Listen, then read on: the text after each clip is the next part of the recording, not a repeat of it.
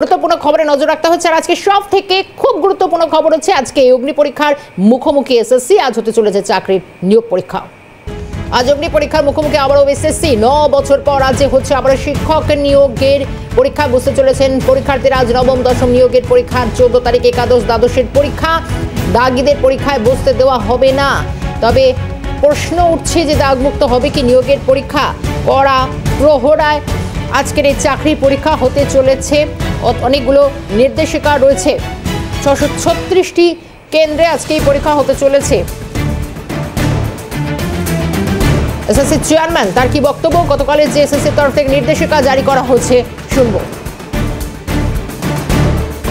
Supreme court বলেছে যে কোনোভাবে কেউ দাগি এখানে বসতে না, এই প্রশ্নের আজকে আমি আলোচনাটা 14 তারিখের পরে করব।